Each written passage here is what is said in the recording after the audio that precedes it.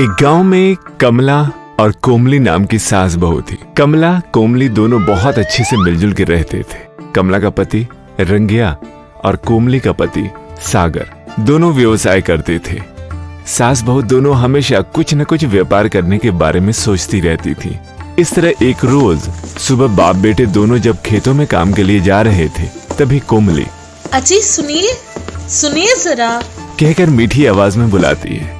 उसकी आवाज सुनते ही सागर आज कौन सा नया बिजनेस करने का सोच रही हो?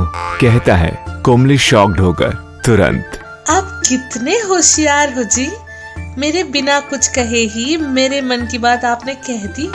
इतने दिनों से देख रहा हूँ, तुम्हारे बुलाने के तरीके से ही तुम्हारी जरूरत पता चल जाती है। तुम सुनिए जी कहकर मीठी आवाज में बुलाती हो, तभी मुझे समझ आ जाता है। अच्छा चलो, फिर से कौन सा प्लान बनाया है, बताओ फिर से क्या करना चाहती हो? कहकर पूछ रहा था कोमली धीरे से मुस्कुराकर।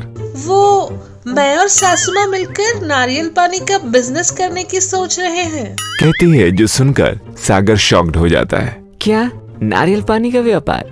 हाँ, सब खत्म हो गए, अब नारियल पानी की बारी है। इस बार देखिएगा नारियल पानी से कितना लाभ आएगा। इससे पहले के किए नुकसान का क्या? उसे ही बिना चुकाए मर रहा हूँ, और नए नुकसान। ऐसे कहोगे तो कैसे चलेगा? अपने लिए ही तो है, व्यापार करके फायदा होगा तो किसे देंगे? आपको ही तो ना। क्या तुम व्यापार करोगी और उसमें फायदा होगा? बच्चे के पैदा होने से पहले ही टोपी लगाने जैसा है तुम्हारी बातें। कह रहा था, उतने में सागर की माँ आ जाती है। क्या है ये, बहू व्यापार करके काम करना चाहती है, तुम मना कर रहे हो, किस लिए? कहती है। माँ की बातें सुनते ही सागर उसकी तरफ मुड़ता है। आ गई आप। मेरी माँ अभी तक क्यों नहीं आई, यही मैं सोच रहा था। ये बिजनेस प्लान पूरा तुम्हारा है, मुझे पता नहीं है, यही सोच रही हो ना तुम? वो आकर सुनिए जी कहकर इतने प्यार से बुलाना, मेरी पत्नी को मुझसे कितना प्यार है मेरा ऐसा सोचना, वो कोई व्यापार शुरू करने के लिए पूछना, ठीक है कहकर मेरा मान जाना, आप लोगों का व्यापार शुरू करके दिवाला निकालना, इतने दिनों से यही तो हो रहा है। थोड़ा तो बदलो और कुछ नया सोचो। हमेशा एक जैसा होता है क्या? बहू मांग रही है, मान जाओ। मांग रही है इसलिए मान जाओ क्या? माँ, पिछली बार आम का व्यापार करेंगे कहकर किया था ना, क्या हुआ? क्या किया? व्यापार ही तो किया। व्यापार नहीं, पूरा डुबा दिया। क्या कहा था उस दिन? पूछते हुए उस दिन जो हुआ बताने लगता है। सागर हॉल में बैठा हुआ था और कोमली आकर, सुनिए जी। क्या है जी? सुनिए जी। क्या बात है बताइए। वो मैं और सासू माँ आम के फलों का बिजनेस करने की सोच रहे हैं। बोलती है। सागर हैरान हो जाता है। अभी तक हुए नुकसान काफी हैं और कुछ मत करो कहकर बोलता है। फिर कमला आकर, पूछने पर ऐसा क्यों कह रहे हो? कैसे करते हैं देखो, इस बार अगर नुकसान होगा तो अगली बार तुमसे बिजनेस के बारे में बात नहीं करेंगे, कभी नहीं पूछेंगे। अच्छा ठीक है, फिर देखते हैं। बोलकर सास बहू के बिजनेस के लिए मान जाता है। सास बहू दोनों व्यापार करके दिवाला निकाल देते हैं। एक बार सागर फिर से घर में बैठा हुआ था। सास बहू दोनों घर में धीरे से चलते हुए आते हैं। सास बहू को देखते ही सागर, क्या हुआ माँ, ऐसे डल क्यों हो? आम का व्यापार कैसे चल रहा है? वो सागर आम का व्यापार बंद करने की सोच रहे हैं। किस लिए माँ? अभी तक बहुत नुकसान हो गया है, ये बात अभी तक तुम्हें बताए बिना लाभ हो रहा है कहकर व्यापार कर रहे थे, पर अभी आम का सीजन भी खत्म हो गया है। सीजन खत्म ना होता तो और भी करते रहते, इसका मतलब मैंने उसी दिन कहा था ये बिजनेस व्यापार हमें किस लिए, जो भी है उसी में रहते हैं। सुना क्या?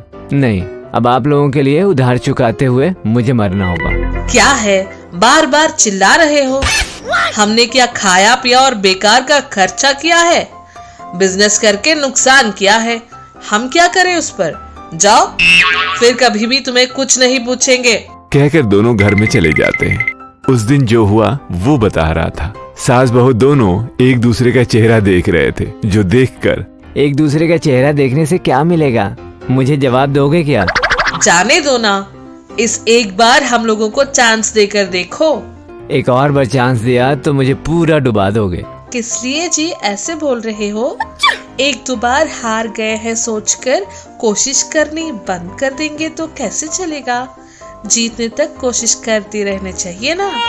जीतने तक नहीं, मुझे पूरी तरह से नुकसान में डुबाने तक बोलो। कह रहा था, इतने में उसका पिता रंगिया आता है। अरे क्या हो रहा है ये? इतनी बार मौका दिया है ना तुमने, इसे आखिरी बार भी मौका देकर देखो क्या होता है।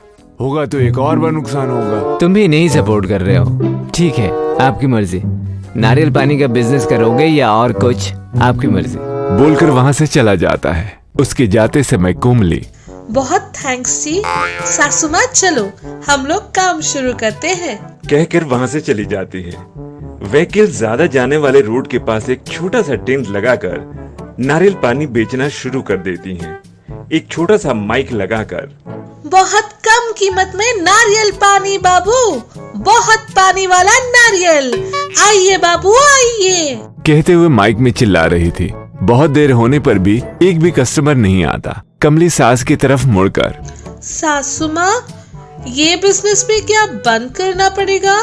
रुको, कुछ नहीं होगा, अभी तो शुरू किया है, आएंगे रुको, कहती है। दोनों वेट कर रहे थे। शाम को घर आकर सास बहू को देखकर सागर, हाँ आ गए क्या? कितना नुकसान हुआ आज? कहकर पूछता है। सास बहू दोनों साइलेंट थे, जो देखकर सागर, बताइए, कोई बात नहीं, जो हुआ सो हुआ। बोल रहा था कि कमली सागर के पास आकर उसके हाथ में थोड़े पैसे रखती है, जो देखकर सागर, क्या आप लोगों ने व्यापार शुरू नहीं किया? पैसे रिटर्न कर रहे हो? ये आपके लिए पैसे नहीं है, हमने व्यापार शुरू करके कमाए हैं। पहले दिन हमें बहुत लाभ हुआ है, बोलती है, जो सुनकर सागर शॉक्ड हो जाता है। क्या ये जोक है? इसमें जोक कैसा?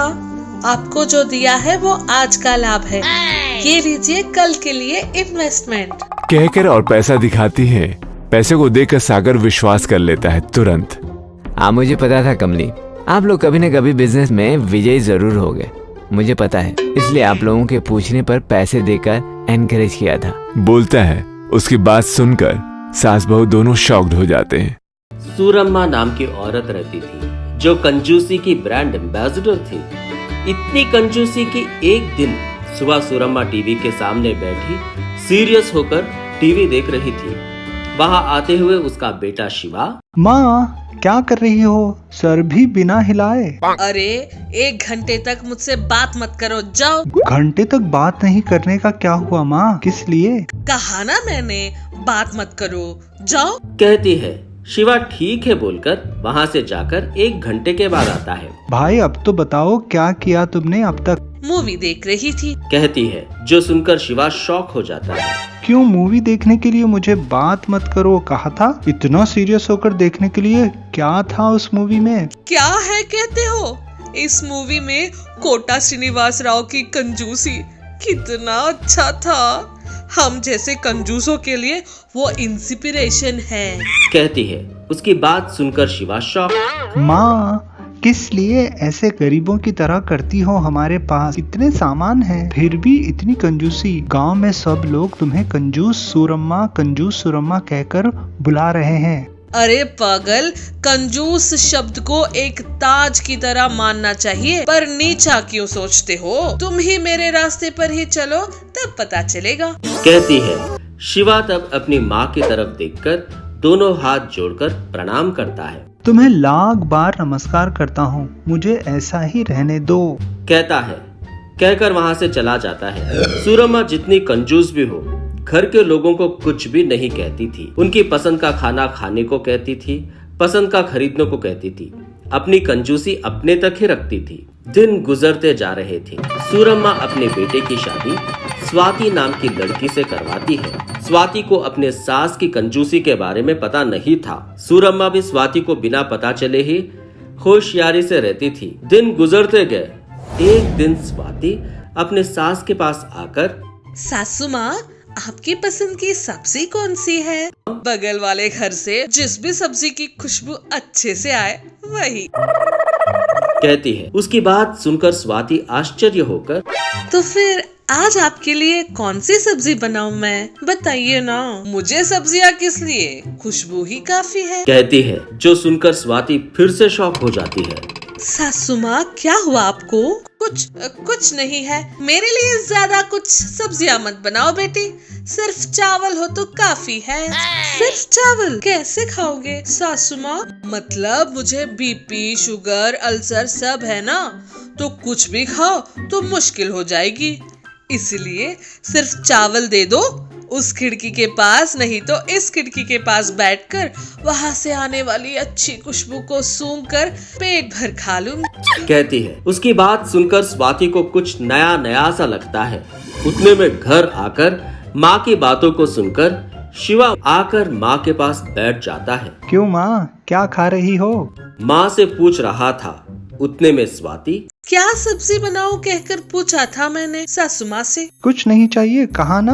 आपको कैसे पता? बचपन से देख रहा हूँ अपनी माँ को, उनके बारे में मुझे नहीं पता होगा क्या? ठीक है, तुम जाकर हम दोनों के लिए कुछ भी बनाओ। ठीक है। बोलते हुए वहाँ से चली जाती है। उसके जाते ही शिवा, क्या माँ, तुम्हें बीपी, शुगर, अल्सर है, वो सब चीनी, नमक और मसाले ज्यादा खाने वालों को आते हैं। तुमने क्या कभी चावल में सब्जी बनाकर खाया है जो तुम्हें आएगा? तो फिर क्या बताऊं, मैं बहुत कंजूस हूँ। हमेशा अच्छी अच्छी सब्जियों की खुशबू देखकर खाना खाती हूँ। बताओ, ऐसे बताने पर बहू के सामने मेरी इज्जत का क्या होगा? नहीं बता सकती तो बदल सकती हो ना। सब बनाकर परोसकर मुंह के लिए टेस्टी खाना खा सकती हो। अरे इतने दिनों की इस पुरानी आदत अब कैसे बदलूं? मैं कितना भी बदलना चाहूँ, ऑटोमेटिक ही मुझ में रहने वाला कंजूस बाहर आ जाता है। कहते हुए अपनी कंजूसी के बारे में बता रही थी। शिवा ठीक है बोलकर वहाँ से चला जाता है। इस तरह दिन गुजरते जा रहे थे। एक दिन स्वाति पास वाली गली में किराना की दुकान जाती है। जाकर, अम्मा 2 किलो चीनी दीजिए, कहती है। शॉप में बैठी सुशीला हैरान होकर, बेटी तुम उस कंजूस सूरमा की बहू हो ना? कहती है, जो सुनकर स्वाति शॉक। कंजूस? कौन कंजूस? वही बेटी, पास वाली गली में तीसरा घर, उसके बेटे शिवा की पत्नी हो ना तुम? कहती है। उसकी बात सुनकर स्वाति शॉक। हाँ, मेरी सास कोई कंजूस नहीं है। कंजूस नहीं है, जानकर तुम्हारी सास क्या है पूरे गांव को पता है। सब्जी बनाने पर नमक, मिर्च, सब्जियां बेकार के खर्चे हैं कहकर बगल के खिड़की से आने वाली खुशबू को सूंघकर सिर्फ चावल ही खाती है। कंजूस नहीं है क्या? सूरम्मा के बारे में बताती है। सब सुनकर स्वाति को अपनी सास के बारे में समझ में आता है। जो भी सामान चाहिए था लेकर बाहर से घर आ जाती है। आकर देखती है सूरम्मा एक प्लेट में चावल परोसकर कुर्सी के पास बैठकर बाहर से आने वाली खुशबू को सूंघते हुए खाना खा रही थी, जो देखकर स्वाति मन में, सासू माँ सच में कंजूस है, इनके आने के बाद पूछ कर जानती हूँ, सोचते हुए घर में जाती है। शिवा के आते ही सुशीला की कही बातें बताकर सूरम्मा के बारे में पूछती है। तब शिवा अपनी माँ के बारे में सब कुछ बताता है। उन्हें बदलने की बहुत कोशिश की मैंने, पर नहीं बदल पाया। ये आपके बस की बात नहीं है, मैं करके दिखाती हूँ। सासू माँ को मैं बदलूंगी। वो कैसे?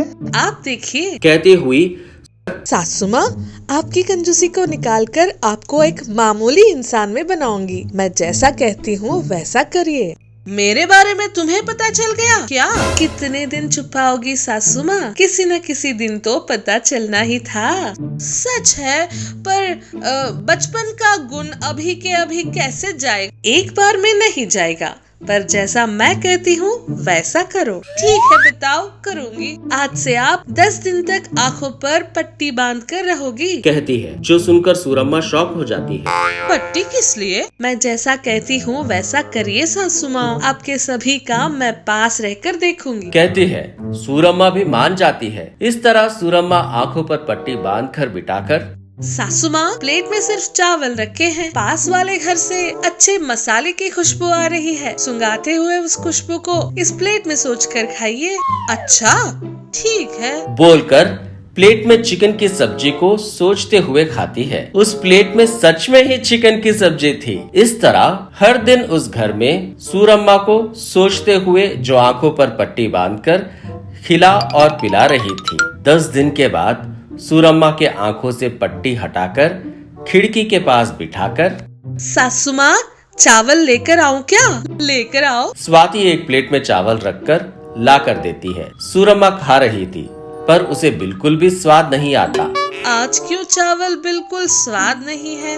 ये सब्जी डालिए। बोलकर थोड़ा सब्जी डालती है। सूरम्मा उस सब्जी को मिलाकर खाते हुए, आहा, कितना स्वाद है ना? इन 10 दिनों से आप ऐसे ही खा रही हो। आपके आंखों पर पट्टी बांधकर कितनी तरह की सब्जियां खिलाकर आपकी जीभ को स्वाद सिखाया है। इतने दिनों से आपको स्वाद ना पता होने के कारण पास के घर की खुशबू सूंघ रही थी।